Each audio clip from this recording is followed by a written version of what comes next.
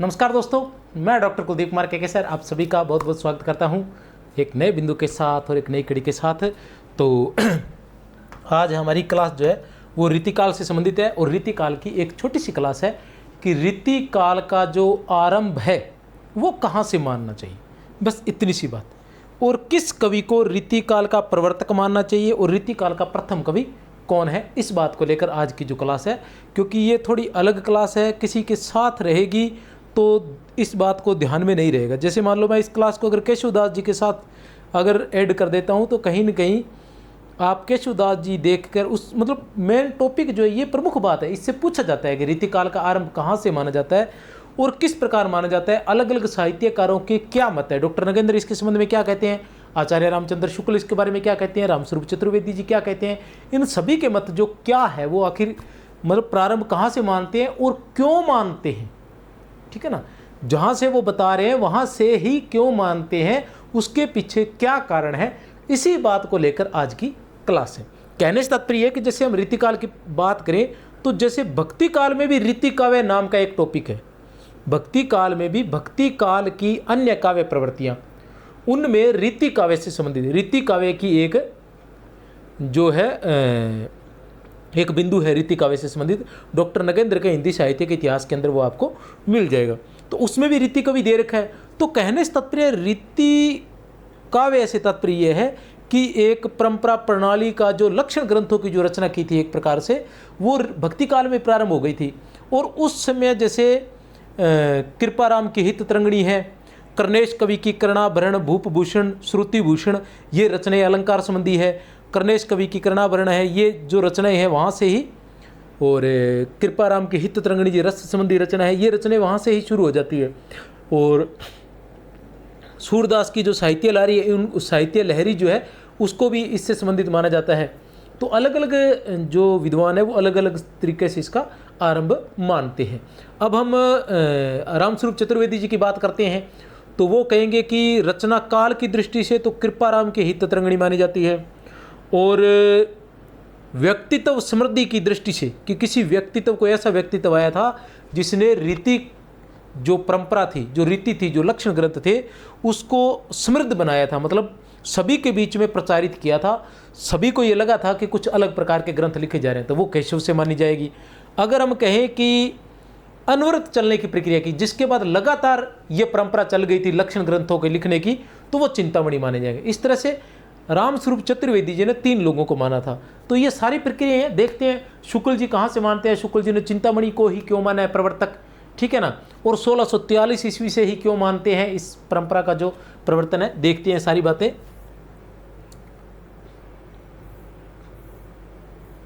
रीतिकाल का आरंभ, रीतिकाल के आरंभ की हम बात करते हैं हिंदी साहित्य के इतिहास में।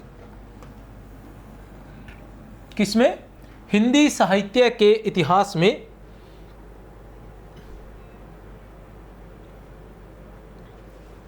रीतिकाल का प्रारंभ कहां से माना जाए, वह किस रचना व रचनाकार को प्रथम माना जाए, इस पर विद्वानों में पर्याप्त मतभेद है, जिसे इस प्रकार समझा जा सकता है। रामस्वरूप चतुर्वेदी जी, रामस्वरूप चतुर्वेदी ने, किसने? रामस्वरूप चतुर्वेदी जी ने हिंदी साहित्य और संवेदना का विकास, हिंदी साहित्य और संवेदना का विकास, किसने? रामस्वरूप चतुर्वेदी जी ने अपने हिंदी साहित्य के इतिहास में, जिसका नाम है हिंदी साहित्य और संवेदना का विकास, में लिखा है कि हिंदी रीति काव्य का आरंभ, हिंदी रीति काव्य परंपरा का आरंभ जो है वो कालक्रम की दृष्टि से, एक नंबर पर तो कालक्रम की दृष्टि से, दूसरा रचनाकार की दृष्टि से, और तीसरा अखंड परंपरा चलने की दृष्टि से, ठीक है। कालक्रम की दृष्टि से वो कहते हैं कि कृपाराम से मानना चाहिए। रीतिकाल का आरंभ जो है वो कालक्रम की दृष्टि से कृपाराम से मानना चाहिए। कृपाराम की रचना 1541 ईस्वी में हित तरंगिणी आई थी। कृपाराम की रचना हित तरंगिणी 1541 ईस्वी। प्रारंभिक रचना माना जाता है कृपाराम की हित तरंगिणी को। रीतिकाल की बात करते हैं तो ये प्रारंभिक रचनाओं के अंदर मानी जाएगी। रचनाकार व्यक्तित्व की समृद्धि की दृष्टि से, रचनाकार के व्यक्तित्व की समृद्धि की दृष्टि से केशवदास से मानेंगे हम, केशवदास से मानेंगे। केशवदास 1555 से 1617 ईस्वी इनका काल माना जाता है। इनकी जो रचना है, पहली जो रचना है वो रसिक प्रिया है। अधिकतर विद्वान इसी को ही मानते हैं। इनकी प्रथम रचना 1591 ईस्वी। वैसे केशव को पढ़ेंगे तब डिटेल में पढ़ लेंगे। और वैसे जो है हिंदी साहित्य कोश जो सर्वाधिक प्रमाणिक है, हिंदी साहित्य कोश डॉक्टर धीरेन्द्र वर्मा द्वारा संपादित, उसमें रतन बावनी को माना जाता है। ऐसा कहा जाता है कि रतन बावनी का जो रचना काल है वो अज्ञात है और ये इनकी प्रथम रचना थी। रतन बावनी जो है इसका काल जो है अज्ञात है और यह इनकी प्रथम रचना थी, ऐसा हिंदी साहित्य कोश में लिखा है डॉक्टर धीरेन्द्र वर्मा द्वारा जो संपादित है। लेकिन इसी रतन बावनी का 1607 ईस्वी सन दिया गया है। 1607 ईस्वी सन दिया गया किसमें? डॉक्टर नगेंद्र द्वारा संपादित हिंदी साहित्य का इतिहास में, डॉक्टर नगेंद्र द्वारा संपादित हिंदी साहित्य के इतिहास में। अतः रचनाओं का मामला है, लेकिन ये रसिक प्रिया से ही इनका काल जो है वो माना जाता है। 1591 ईस्वी में इसकी रचना हुई थी। अखंड परंपरा चलने की दृष्टि से, अखंड परंपरा जब से चल पड़ी थी उस दृष्टि से चिंतामणि से, कि चिंतामणि के बाद अखंड परंपरा चल पड़ी थी। चिंतामणि की रचना आई थी रसविलास। कब हुई थी इसकी रचना? 1643 ईस्वी में। और रीतिकाल का आरंभ भी कहां से माना जाता है? 1643 से लेके 1643 ईस्वी से ही इसका आरंभ माना जाता है। और रीतिकाल जो है 1643 से लेके 1843 है, ये हम सब जानते हैं। अब आगे क्या लिखते हैं रामस्वरूप चतुर्वेदी जी? कई काव्य शास्त्रियों पक्षों, कई काव्य शास्त्रियों पक्षों कि कई काव्य शास्त्रियों के पक्षों और प्रबंध तथा मुक्तक शैलियों का प्रतिनिधित्व करने के कारण भक्ति से रीति काव्य धारा में रूपांतरण का श्रेय, भक्ति से रीति काव्य धारा में रूपांतरण का श्रेय अधिकतर केशवदास को दिया जाता है। किसको दिया जाता है? केशवदास को। ठीक है ना। अतः रामस्वरूप चतुर्वेदी भी रीति काल का प्रवर्तक केशव को मानते हैं।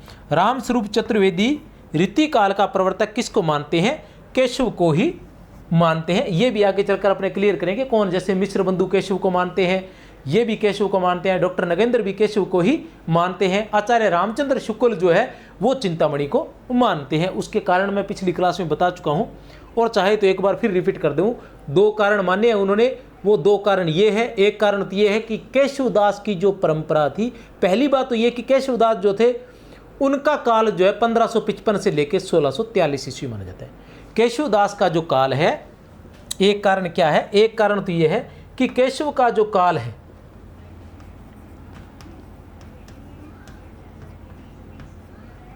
केशवदास का काल कौन सा था? 1555 से लेकर 1617 ईस्वी तक यह काल माना जाता है केशवदास का। ठीक है ना। और रीतिकाल का समय क्या माना जाता है? रीतिकाल का समय माना जाता है 1643 से लेकर 1843 ईस्वी। 1643 से लेकर 1843 ईस्वी शुक्ल के अनुसार। तो ये कैसे हुआ?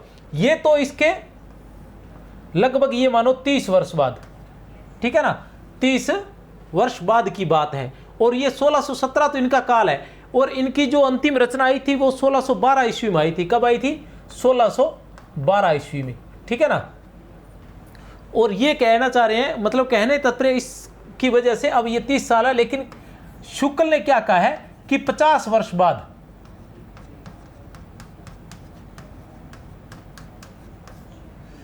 ठीक है ना, 50 वर्ष पश्चात जो है ये परंपरा प्रारंभ हुई थी। किसके? केशवदास के बाद। इसलिए केशवदास को रीतिकाल का प्रवर्तक कैसे कहा जा सकता है? क्योंकि बीच में जो ये समय है इसमें गैप आ गया था। इसमें क्या हुआ था? गैप आ गया था, अंतर आ गया था रीतिकाल से संबंधित। अगर ये परंपरा यहां से शुरू होती तो केशव को माना जा सकता था, लेकिन ये तो हुई नहीं। केशव ने अचानक बीच में आकर रचनाएं लिखी और उसके बाद ये कहानी खत्म हो गई। तो इस प्रकार की रचनाएं तो भक्ति काल में भी लिखी गई थी, सूरदास ने लिखी थी, साहित्य लहरी है, ठीक है ना, तो इस प्रकार की उनको भी माना जा सकता है। तो इसलिए इस रचना को नहीं माना, केशवदास को नहीं माना जा सकता।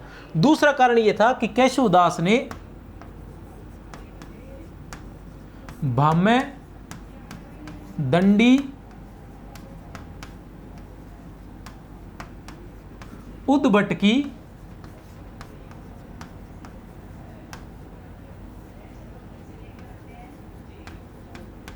अलंकारवादी,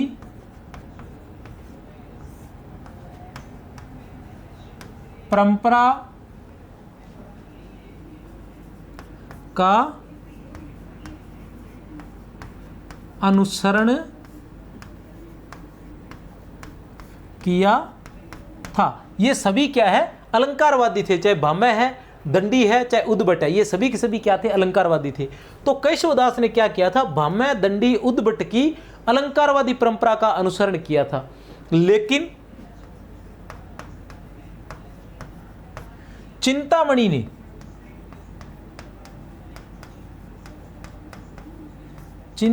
ने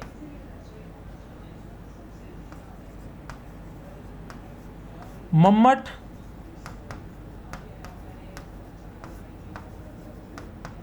आनंदवर्धन व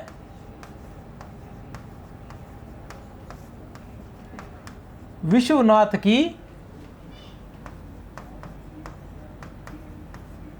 रसवादी परंपरा का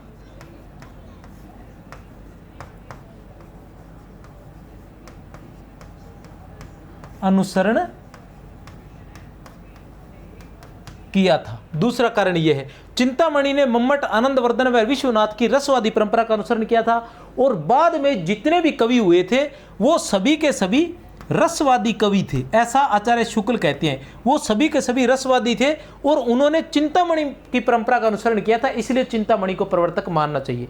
लेकिन डॉक्टर नगेंद्र जो है उन्होंने इस बात का तोड़ निकाला है। वो क्या तोड़ निकाला है, वो कहते हैं कि केशवदास की आप बात करते हो कि वो अलंकारवादी है, केशवदास अलंकारवादी कैसे हो सकते हैं। उन्होंने काव्य के सभी अंगों पर लिखा था, सभी पर लक्षण ग्रंथ लिखे थे, फिर उनको आप अलंकारवादी कैसे कह सकते हैं। क्योंकि उनकी जो पहली रचना है केशवदास की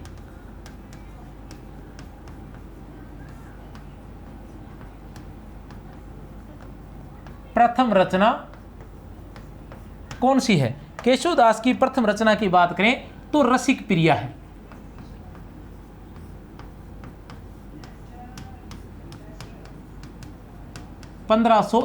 ईस्वी रसिक प्रिया है। और रसिक प्रिया क्या है,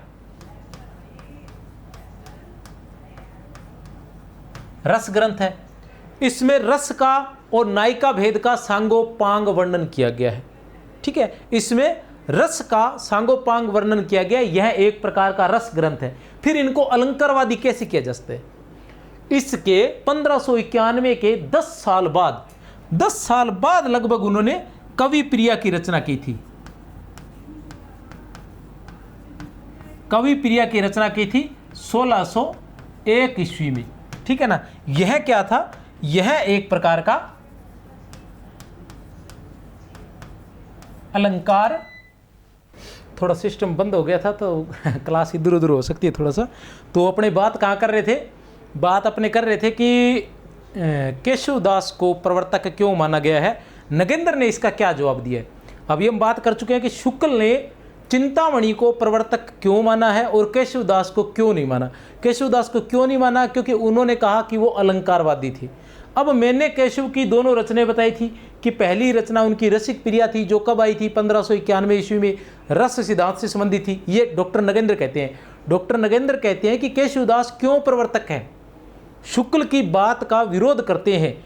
वो कहते हैं कि केशवदास क्यों रीतिकाल के प्रवर्तक हो सकते हैं। वो कहते हैं कि आचार्य शुक्ल जो उन्होंने क्या कहा, अलंकारवादी।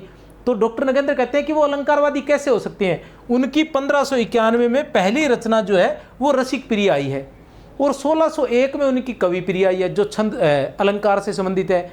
और 1602 ईस्वी में उनकी रचना आती है छंदमाला, ठीक है ना। 1602 ईस्वी में उनकी रचना आती है छंदमाला। माला। तो उन्होंने सभी अंगों पर लगभग नायक नायिका भेद है या रस है, छंद है, अलंकार है, सभी पर उन्होंने रचनाएं लिखी है। तो फिर वो रस अलंकारवादी कैसे हो सकते हैं? जिस व्यक्ति की पहली रचना ही रस सिद्धांत पर हो वो व्यक्ति अलंकारवादी कैसे हो सकता है? अतः रसवादी जो अलंकार केशवदास है वही रीतिकाल के प्रवर्तक होंगे, ऐसा डॉक्टर नगेंद्र मानते हैं।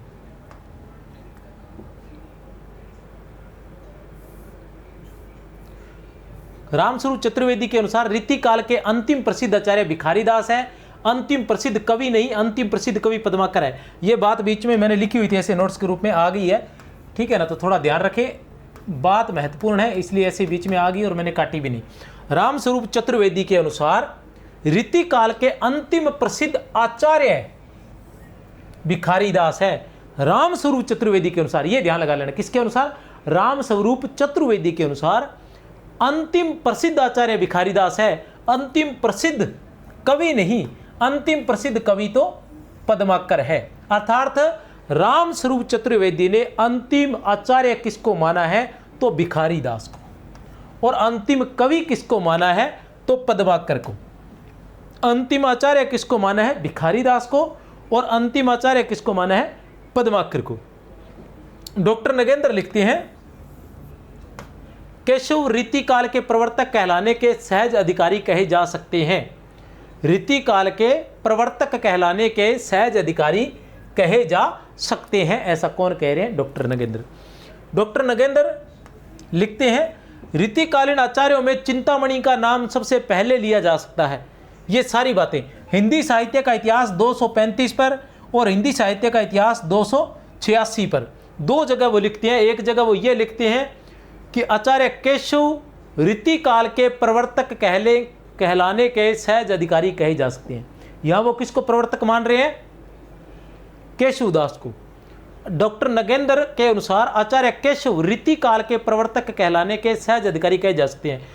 286 पर वो क्या कहते हैं? रीतिकालीन आचार्यों में चिंतामणि का नाम सबसे पहले लिया जा सकता है। रीतिकालीन आचार्यों में चिंतामणि का नाम सबसे पहले लिया जा सकता है, लेकिन प्रवर्तक नहीं कहा है। दोनों बातें आई है। नगेंद्र ने अपने साहित्य के इतिहास में केशव का वर्णन जो किया है वो रीतिकाल में नहीं किया, भक्ति काल की अन्य काव्य प्रवृत्तियां अध्याय में किया है। भक्ति काल की अन्य काव्य प्रवृत्तियां अध्याय के अंतर्गत रीति काव्य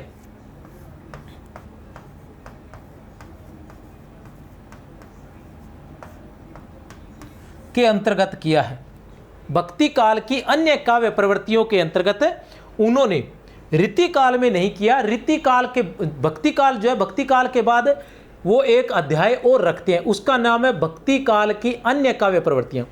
भक्ति काल जहां खत्म होता है, रीतिकाल से पहले उन्होंने एक अध्याय और रखा है, उस अध्याय का नाम है भक्ति काल की अन्य काव्य प्रवृत्तियां। भक्ति काल की अन्य काव्य प्रवृत्तियां, भक्ति काल की अन्य काव्य प्रवृत्तियों में उन्होंने कौन कौन सी प्रवृत्तियां रखी है? उसमें उन्होंने दरबारी काव्य भी रखा है, वीर काव्य भी रखा है, उसके अंतर्गत उन्होंने रीति काव्य भी रखा है, नीति काव्य भी रखा है। इस प्रकार के तो ये सारे अधिकतर ऐसे काव्य रखे हैं। उनके अंतर्गत जो रीति काव्य है, रीति काव्य जो अध्याय उन्होंने दिया है उसमें उन्होंने केशवदास का वर्णन किया है। रीति काल में उन्होंने केशवदास का वर्णन नहीं किया है। आचार्य शुक्ल ने केशव का वर्णन भक्ति काल की फुटकल रचनाओं में किया है। भक्ति काल की फुटकल रचनाएं अध्याय के अंतर्गत किया है। कहने से तात्पर्य दोनों ने ही भक्ति काल के बाद का जो साहित्य था उसमें इसका वर्णन किया है जो रीति काल से पहले का था। ठीक है ना, एक ही बात है, भक्ति काल की अन्य काव्य प्रवृत्तियां और भक्ति काल की फुटकल रचनाएं। ठीक है ना, आदि जहां भक्ति काल खत्म हो जाता है वहां केशवदास जी आ जाते हैं, ये ध्यान रखना है। आचार्य रामचंद्र शुक्ल क्या लिखते हैं? आचार्य रामचंद्र शुक्ल क्या लिखते हैं? कवि प्रिया के 50 वर्ष पीछे उसकी अखंड परंपरा का आरंभ हुआ।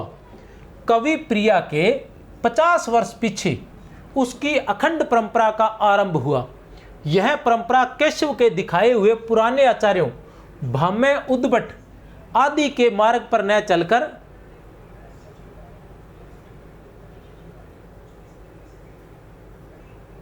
ठीक है। कवि प्रिया के आचार्य रामचंद्र शुक्ल कवि प्रिया के 50 वर्ष पीछे उसकी अखंड परंपरा का आरंभ हुआ। 50 वर्ष पीछे उसकी अखंड परंपरा का, किसका? रीतिकाल की,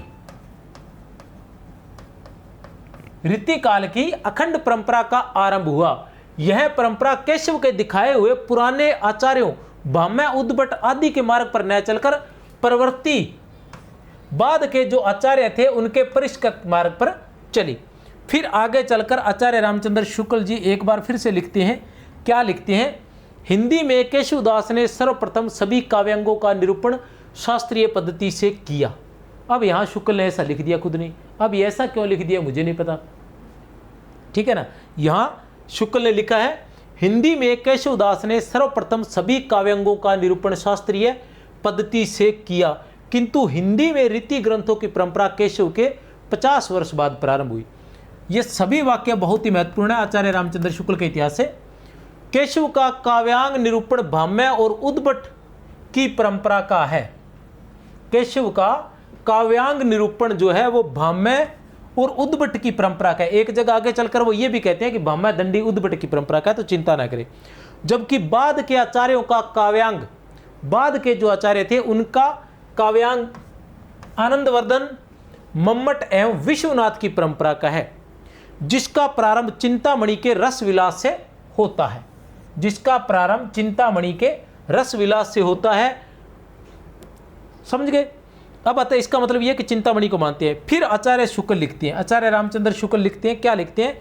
हिंदी रीति ग्रंथों की परंपरा चिंतामणि त्रिपाठी से चली, अतः रीति काल का आरंभ उन्हीं से मानना चाहिए। हिंदी रीति ग्रंथों की परंपरा चिंतामणि त्रिपाठी से चली, अतः रीति काल का आरंभ उन्हीं से मानना चाहिए। अतः रीति काल का आरंभ जो है वो उन्हीं से ही मानना चाहिए। रीति काव्यों के वर्ग डॉक्टर नगेंद्र संपादित हिंदी साहित्य का इतिहास के अनुसार, ये रीति काव्य के वर्ग हैं डॉक्टर नगेंद्र संपादित हिंदी साहित्य के इतिहास के अनुसार। ये कवि दिए गए हैं, बाद में इनकी अंदर रचनाएं भी है। हिंदी साहित्य के इतिहास में तो इनके बारे में पूरा विस्तार से बताया गया है, लेकिन हमें ये ध्यान रहना चाहिए कि किस कवि ने किस प्रकार की रचनाएं लिखी थी, तो इसलिए मैंने इसको शॉर्ट रूप दे दिया है। बहुत ही छोटा सा रूप है, एक बार इसका रट्टा जरूर मार ले, ठीक है ना। सर्वांग निरूपक, यहाँ समझने वाली कोई बात नहीं है, ऐसी वैसी बात करूंगा नहीं कि समझ लो, ठीक है ना। सर्वांग निरूपक कवि डॉक्टर नगेंद्र ने सबसे पहले सर्वांग निरूपक कवि रखे हैं, जिन्होंने काव्य के सभी अंगों का निरूपण किया है, जिन्होंने काव्य के सभी अंगों का निरूपण किया है। इस बार असिस्टेंट प्रोफेसर में भी यह प्रश्न पूछा गया था और आने वाली व्याख्याता की परीक्षा में भी यह पूछा जा सकता है। क्या? सर्वांग निरूपक पूछा जाएगा कि सर्वांग निरूपक कवि कौन से हैं? सर्वांग निरूपक कवि कौन से है? तो सर्वांग निरूपक में उन्होंने किस को रखा है? ये लोग हैं सर्वांग निरूपक वाले। चिंतामणि को सर्वांग निरूपक में, कुलपति मिश्र को, कुमारमणि को, देव को, सोमनाथ को, भिखारी दास को, रसिक गोविंद को, प्रताप शाही को, अमीर दास को, गवाल को, ये सभी कवि जो सर्वांग निरूपक है, इन्होंने काव्य के सभी अंगों पर लिखा है। काव्य के सभी अंगों पर लिखने वाले कवि कौन कौन से हैं? तो वो कवि हैं आपके सामने, चिंतामणि है, कुलपति मिश्र है, कुमारमणि है, देव है, सोमनाथ है, भिखारी दास है, रसिक गोविंद है, प्रताप शाही है, अमीर दास है, गवाल है। रट्टा मार लेना भैया, कोई और इलाज नहीं। सर्वरस निरूपक रीति कवि। अब सर्वरस, सभी रसों का निरूपण करने वाले कवि, ये सर्वांग सभी अंगों का, चाहे रस है, अलंकार है, छंद है, शब्द शक्ति है, वक्रोक्ति है, नायक नायिका भेद है, सभी अंगों का वर्णन करने वाले तो ये कवि है। अब रसों की बात करें तो सभी रसों का वर्णन करने वाले, क्योंकि कुछ लोगों ने श्रृंगार रस का वर्णन किया ना केवल, सभी रसों का निरूपण करने वाले कौन थे? तोष थे, बेनी प्रवीण थे, उजियारे थे, रसलीन, पद्माकर, सुखदेव मिश्र, याकूब खां, जिनकी रसभूषण है, ठीक है ना। रसभूषण मतलब सभी रसों का वर्णन। महाराजा राम सिंह, चंद्रशेखर वाजपेयी, ये सभी ऐसे हैं जिन्होंने सर्वरस निरूपण किया है, सभी रसों का इन्होंने वर्णन किया है। इनको आगे भी मैंने बांटा है, इनकी रचनाएं भी मैं आपको बता दूंगा साथ का साथ। जैसे चिंतामणि की बात करते हैं तो चिंतामणि ने क्या किया है, सर्वांग निरूपक कवि है। इनकी रचना कौन सी है, इनकी रचना कवि कुल कल्पतरु है। कौन सी रचना इनकी, कवि कुल कल्पतरु। कुलपति मिश्र की बात करें तो इनकी है रस रहस्य।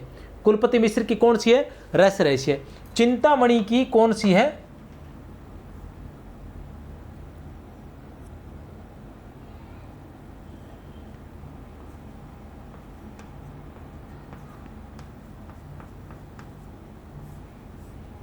कौन सी रचना है, चिंतामणि की रचना है चिंतामणि की कवि कुल कल्पतरु है, ठीक है ना। चिंतामणि की रचना है कवि कुल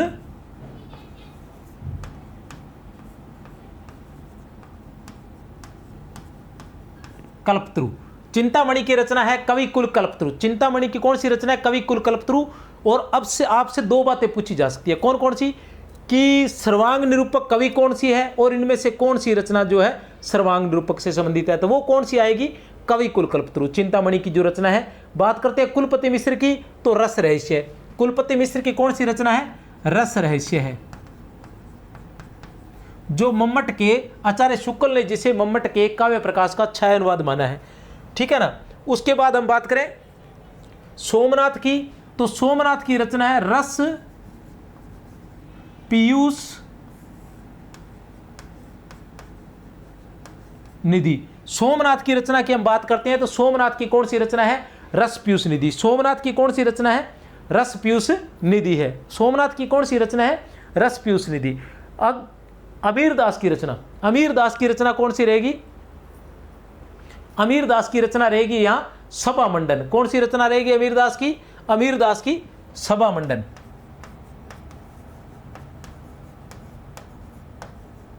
अमीर दास की कौन सी रचना है, अमीर दास की रचना की मैं बात करूं तो अमीर दास की सभा मंडन रचना है। कौन सी रचना है अमीर दास की, सभा मंडन। और अगर मैं बात करूं देव की, तो देव की रचना है शब्द रसायन। देव की कौन सी रचना है, शब्द रसायन। देव की रचना है शब्द रसायन। भिखारी दास की काव्य निर्णय, भिखारी दास की मैं बात करता हूं तो इनकी है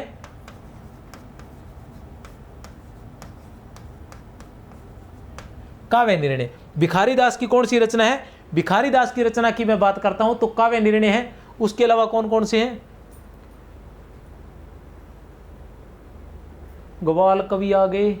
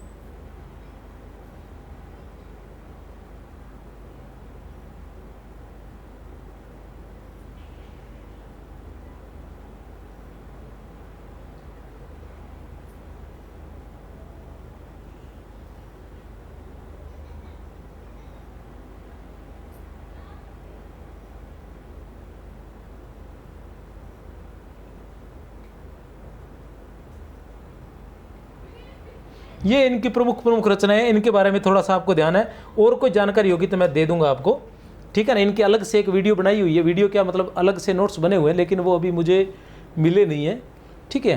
तो ये इनके बारे में इतना सा ध्यान रखें। इनके बारे में दो प्रकार की बातें पूछी जा सकती है। एक तो जैसे रस रहस्य पीयूष, या जैसे रस रहस्य पूछ लिया कि रचनाएं देकर ये पूछा जाएगा कि इनमें से कौन सी रचना सर्वांग निरूपक रचना है, कौन सी रचना सर्वांग निरूपक है। तो कौन सी है, रस रहस्य है, रस पीयूष निधि है, काव्य निर्णय है, सभा मंडन है, कवि कुल कल्पतरु है, शब्द रसायन, ये सभी क्या है, सर्वांग निरूपक रचनाएं हैं। अब आता है सर्वरस निरूपक। सर्वरस में तोष है, बेनी प्रवीण है, उजियारे है, रसलीन है, सुखदेव मिश्र है, महाराजा राम सिंह है, पद्माकर है, याकूब खां है, चंद्रशेखर वाजपेयी है। ये सर्वरस निरूपक रचनाकार है। कौन से है ये, सर्वरस निरूपक रचनाकार। फिर आता है श्रृंगार रस निरूपक। जिन्होंने केवल श्रृंगार रस पर लिखा।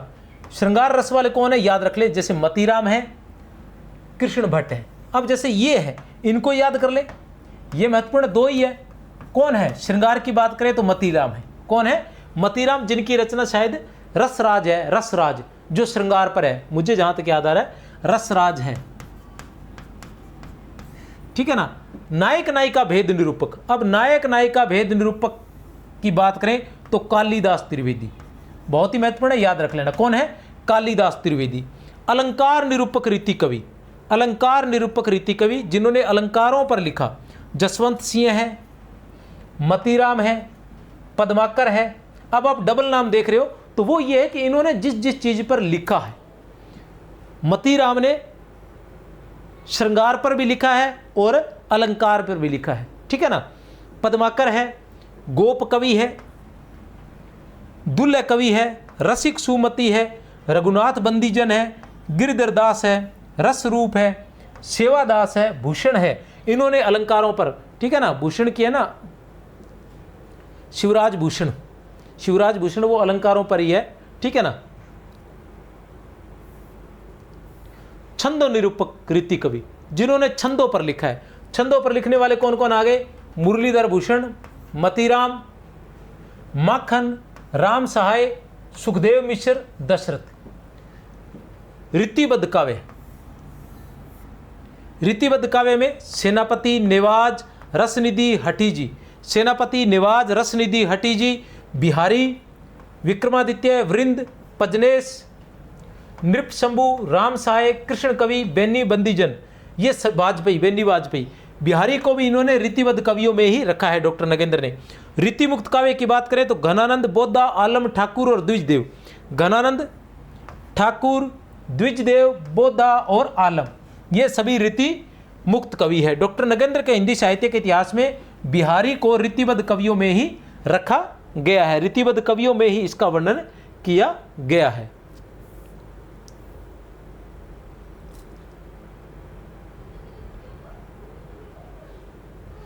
तो ये था रीतिकाल के आरंभ के बारे में। रीतिकाल के कौन कौन से, ये जो बाद वाली बातें हैं ये थोड़ा सा आप दिमाग में रखना कि किस तरीके से याद करना है। चाहो तो इसको लिख लेना, लिख के, और एक बार में याद नहीं होगा, लिख कर कहीं भी विशेष जगह चिपका लेना, या चाहो तो अपने पास रख लेना। 2-4 बार देखोगे तो ये धीरे धीरे याद हो जाएंगे कि सर्वांग निरूपक कौन से हैं, रस निरूपक कौन से हैं। अभी कुछ और चीज़ें हैं जैसे विशिष्टांग निरूपक है, ठीक है ना, काव्यांगों का परिचय देने वाले हैं कुछ। ये मेरे पास थोड़ा सा मैं वैसे ही आपको बता दूं कि कौन कौन से हैं, कुछ चीज़ें आप नोट कर लें, ठीक है ना। कौन कौन से हैं कि काव्यांगों का परिचय देने वाले, हम अगर बात करते हैं कि काव्यांगों का परिचय देने वाले कवि कौन कौन से थे, आप वैसे ही नोट कर लें। काव्यांगों का परिचय देने वाले हैं जसवंत सिंह। जसवंत सिंह की रचना थी भाषा भूषण, जो काव्यांगों का परिचय देने वाली थी, ठीक है ना। रसिक सुमति की, रसिक सुमति की रचना है अलंकार चंद्रोदय। रसिक सुमति की कौन सी रचना है, अलंकार चंद्रोदय। दुल्ह कवि की कवि कुलकंठाभरण है जिसमें काव्यांगों का परिचय दिया गया है। दलपति की अलंकार रत्नाकर, दलपति की अलंकार रत्नाकर। गोविंद की कर्णाभरण। याकूब खां की रसभूषण, याकूब खां की रसभूषण। रसरूप की तुलसी भूषण, ठीक है। विशिष्टांग निरूपक आचार्य, विशिष्टांग निरूपक आचार्य की बात करें तो देव और याकूब खां दो है, देव और याकूब खां, याद रख लेना। विशिष्टांग निरूपक आचार्य की बात करें तो देव और याकूब खां दो है, देव ने भाव विलास और याकूब खां ने रसभूषण की रचना की थी, ये दो। और कवि कर्म को महत्व देने वाले रचनाकारों की बात करें तो बिहारी, भूपति, मतीराम, चंदन, इन्होंने कवि कर्म को महत्व दिया था, ठीक है ना। कवि कर्म को महत्व देने वाले कौन थे, बिहारी, भूपति, मतीराम और चंदन। रीति निरूपण व काव्य रचना को समान महत्व देने वाले, रीति निरूपण व काव्य रचना को समान महत्व देने वाले थे चिंतामणि, मतीराम, भूषण, देव। चिंतामणि, मतीराम, भूषण, देव, कुलपति मिश्र, श्रीपति, पद्माकर और गवाल, ये बंदे थे आपके सामने, ठीक है ना। तो इसी के साथ अपनी क्लास जो है समाप्त होती है। अगर क्लास पसंद आए तो चैनल को सब्सक्राइब कर लेना, लाइक कर देना, कमेंट भी कर देना, और लगातार क्लासें आती रहेंगी इसी तरह से, ठीक है ना। अब हम नंबर लगाएंगे केशवदास जी का। अब जो है क्लास, ये क्लास थी पहली रीति शब्द का अर्थ, दूसरी परिस्थितियाँ, तीसरी प्रवृत्तियाँ, ये क्लास 4। क्लास 5 से केशवदास से शुरू होगी। 1 नंबर पर केशवदास आएंगे, फिर चिंतामणि, लगातार इस तरह से हम करते जाएंगे। तो मेरी तरफ से बहुत बहुत शुभकामनाएं। जय हिंद।